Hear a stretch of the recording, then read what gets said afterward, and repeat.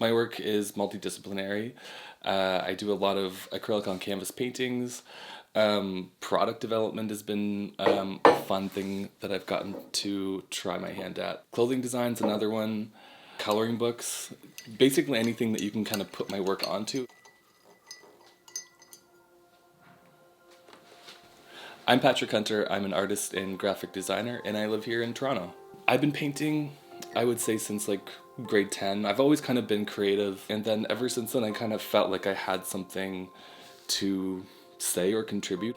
But professionally, I've been painting for the last, like, full-time for 5 years.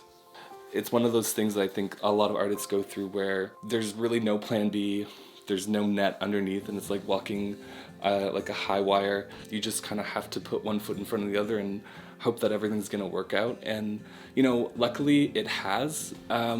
There's been a lot of opportunities that have come my way. I'm the artist in residence to the Prince of Wales. Well, his charity in Canada. We've just put out a Indigenous coloring book where you can learn 3 different Indigenous languages. The city of Toronto has a bunch of my artwork in one of the rooms in City Hall.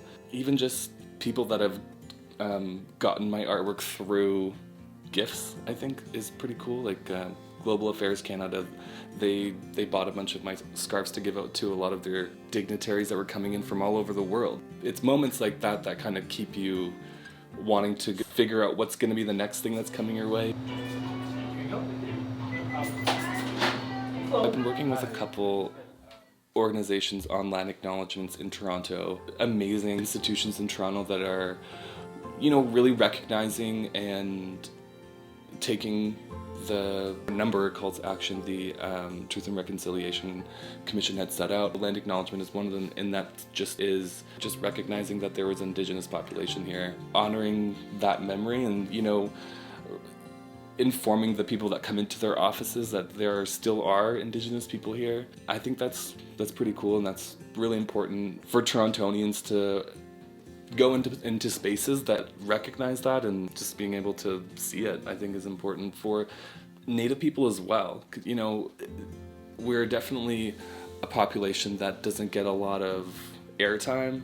It's not reflected in the architecture, it's not reflected in the culture of the city. There's ways to kind of indoctrinate, teach, educate cities and, you know, people that live there about Indigenous values, culture. I think it's important to educate people on, because it was such a repressed culture. Like, it was outlawed, it was like punishable by jail time. I think there's a lot of work to do in that sector, but I think there's more people that are coming up and kind of really showing that there's a story to tell here, and it's a rich story that's worth taking a look at.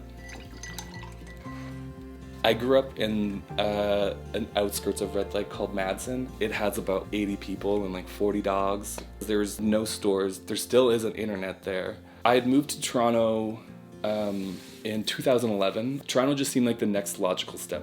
The imagery that I'm producing, it's in the field of woodland art. Imagine you have like X-ray vision or X-ray goggles, and you're seeing into a creature, and, you know, you might be looking at their bone structure, or, you know, there might be like a spiritual side to them as well. Like you're looking at their soul or their life force sort of thing. I definitely love that sort of that's aesthetic of seeing what there is on the surface, but then there's a lot more beneath it as well.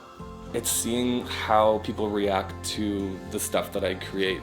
Like, people like buy shirts like this because they love this shirt, or like they buy this mug because it's their favorite mug. And I think it's kind of like it's chasing that feeling of, like, I just made someone so happy that they can't contain it. They want to buy another one.